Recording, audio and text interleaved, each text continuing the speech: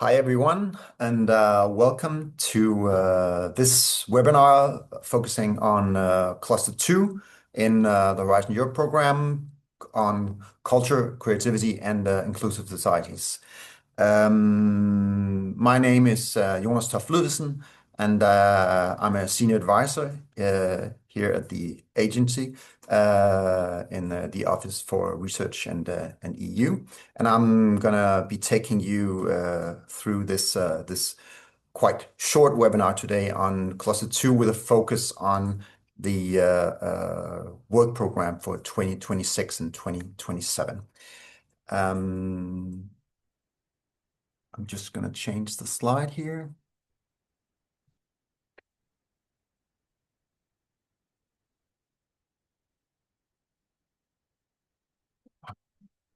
Trouble. Here we go.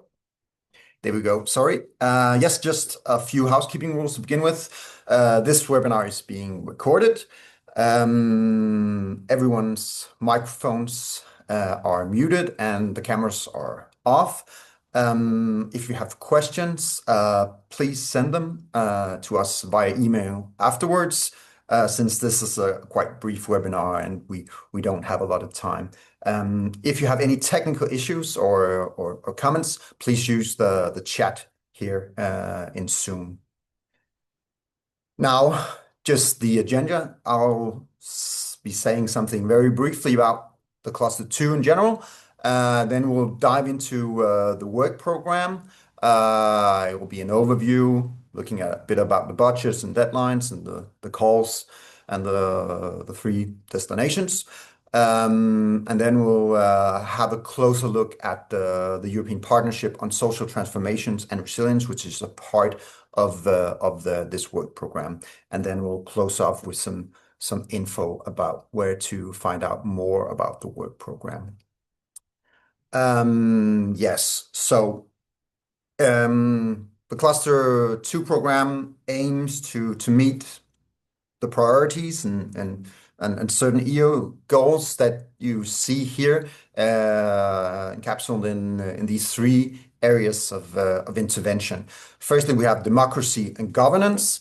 So this is research on adapting democratic institutions, fighting extremism, enhancing participation, rule of law, fundamental rights, and the EU's global role. Then we have cultural heritage and cultural and creative industries, which is about understanding, preserving, and leveraging cultural heritage as an economic driver and source of identity, and also supporting creative sectors. Lastly, we have social and economic transformations, which is about addressing major shifts from globalization, digitalization, demographics, migration, and focusing on reducing inequalities, promoting inclusive growth, managing societal challenges, such as, for example, climate change. Yes, Cluster 2 supports a wide range of research and innovation within the social sciences and humanities and the cultural and creative field. It seeks to mobilize interdisciplinary expertise to understand the fundamental contemporary transformation of society, economy, politics, and culture. It seeks to provide knowledge-based policy input to ensure a fair and inclusive societal transformation within Europe. So that's sort of what the Cluster 2 is all about. Moving on to the work program. Here you see this overview of 2026 and the work program and 2027. There are, in 2026, two overall calls. We have Culture, Creativity, and Inclusive Society, which contains calls for all three destinations in the work program. It's opening in May 26 and closing on the 23rd of September.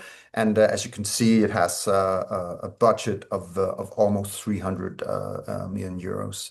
Then the next call in 26 is opening at the same time, closing a bit later. But this is actually just one topic for this partnership that I'll go into later on.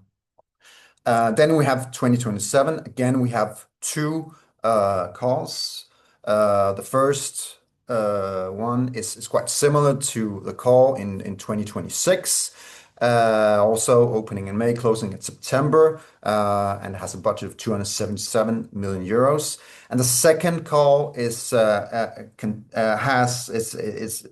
contains two-stage topics for all three destinations, and I'll just say a little bit about that later on. And now I'll go into just a brief overview of the topics that we have throughout the work program. As you see here, this is for 2026, the democracy and governance destination. It's mainly RIAs, research and innovation actions, and this is the same actually for the other two destinations. Here you have the cultural heritage and cultural and creative industries destination, and also for the social and economic transformations destination. It's mainly research and innovation actions that we see here. You'll get the slides afterwards, so you can look into these, and of course you can read more about them in the actual work program as well. The second call in 2026 has this it's this co-fund partnership call with the Partnership for Social Transformation and Resilience. As I said, I'll go into this later on. Moving on to 2027, this is the democracy and governance destination. Again, quite similarly to, we have mainly RIAs here, and it's the same picture that you see when you look at the cultural heritage and cultural and creative industries destination here as well. And also when you look at the social and economic transformations destination for 2027. Then we have this call in 27, which has two-stage topics. They're all RIAs, they're all quite open topics. And as you can see, also when you look at the budgets here and you look at the estimated number of projects, the plan is to have quite a lot of projects for each of these topics, corresponding with it being quite open. So yeah, that's why this call is sort of made its own in the work program. Yes, then I'll make a sort of small deep dive into this partnership co-fund topic. A co-fund topic is not a topic for a research or innovation project. It's basically a topic for where a consortium of partners can apply for establishing a partnership. And this is a co-fund partnership, and it will on its own actually be making calls. This will of course be later on, hopefully from 2027. And the partnership will also have other sort of additional activities, but it is also a partnership that will be doing calls and sort of being its own small research and innovation program with this focus. Yes, and the partnership is of course a partnership between the Commission and this consortium of partners, being to very high degree funding organizations from the different countries that will be participating. And this leads me to saying that from Denmark, we have the Independent Research Fund Denmark already as a partner. They will be participating, and there'll be more info from them later on as this partnership gets going about how it will work in detail and about the calls as we get further along the way with that.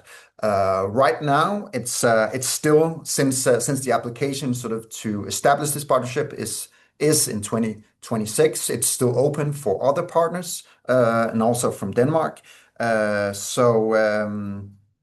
There's if there's interest in that, I mean, uh, there will be other additional activities within the partnership, like contributing to conferences. There'll be living labs, knowledge hubs, and also cooperation with actors outside academia that you can participate in.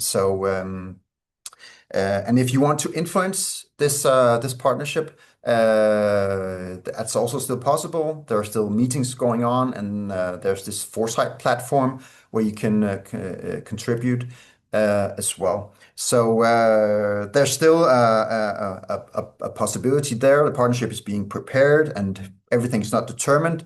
And I'm just like to pass on the message from the Independent Research Fund Denmark that if you are interested, please coordinate with them.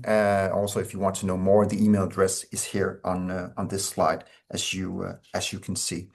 The partnership has 4 impact areas. I will not go into detail about this. You can see them here. It's social protection and essential services, future of work, education and skills, and fair transition towards climate neutrality. So you can have a look at that later on, and also on the website of the partnership.